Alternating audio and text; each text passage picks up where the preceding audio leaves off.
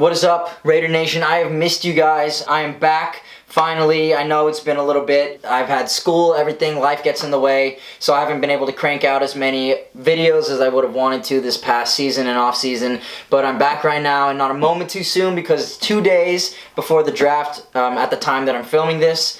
So it's draft season, and I always do this, so I just wanted to make a little 3-round mock. A mock draft is almost always pointless for the Raiders because they're always surprising us and doing stuff that really nobody can foresee, but we're going to go ahead and do it anyway, and we're going to do a 3-round mock, normal speed, drafting for the Las Vegas Raiders, of course. Let's get right into it. I feel like the first few picks are going to be pretty standard. Trevor Lawrence, Zach Wilson, Mac Jones, Justin Fields.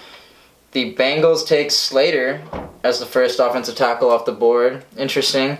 But it is Pro Football Network mock draft, so anything can happen. We are going to reject this because I see 2 insane linebackers on the board still, so we're going to reject that. Now, Micah Parsons is a blue chip prospect who is just absurd. He's been mocked to us in the last few mock drafts that I've seen.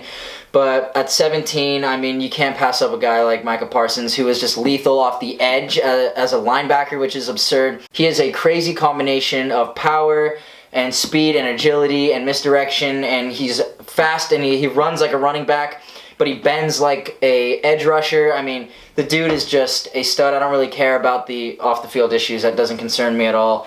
And I know the Raiders are really looking at JOK right now because of what he can do in coverage, especially because we don't really have a slated nickel right now.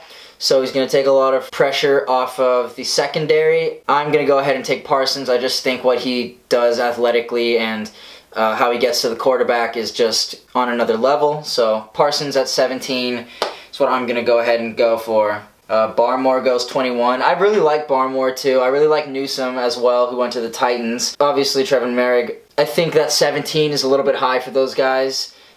I don't like the value at that pick, but I do like the 2 linebackers, and if someone like Tevin Jenkins is there or something like that, then I wouldn't mind that as well. They're both positions of need for us. So we have Liam Eichenberg still on the board, which would fill a position of need right there. We also have Elijah Molden, who would fill the cornerback, Melifonwu as well. I'm going to go ahead and I'm going to take Liam Eichenberg over here at 48. It's a big position of need, and Notre Dame offensive linemen are always studs coming out, so I really like what he can do. I'm going to go ahead and take him.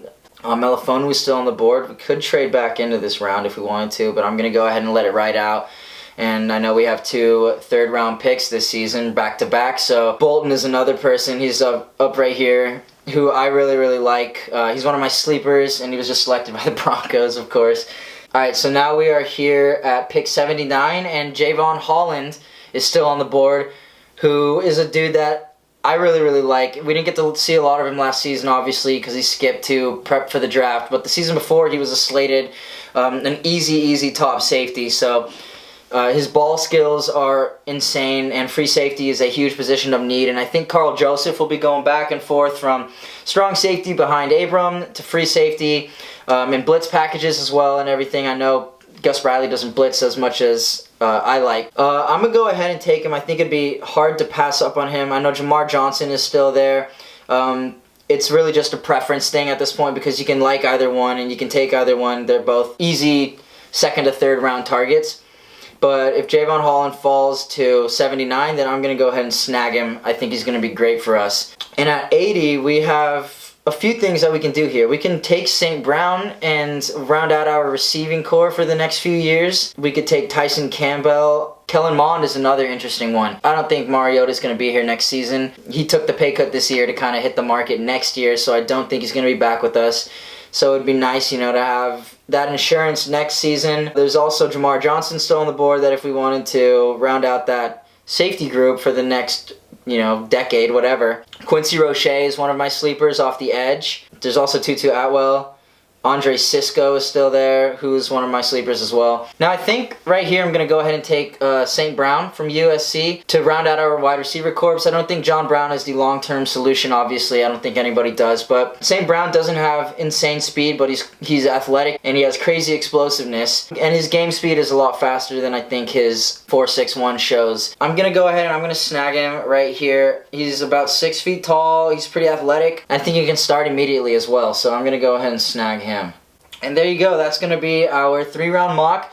We got Micah Parsons, Liam Eichenberg at 48, Javon Holland, and St. Brown down there at 80. So we got filled a lot of positions of need. We just drafted 4 starters as far as I'm concerned, and that's really the most important thing you can be looking for. So yeah, Raider Nation, thank you so much for watching this video, for tuning in. I love you guys. You guys are always the best and showing me so much support. Go ahead and check out the Raiders Empire Instagram, Raiders Empire Twitter. I'm very active on both of those. Appreciate you guys more than anything. Peace out.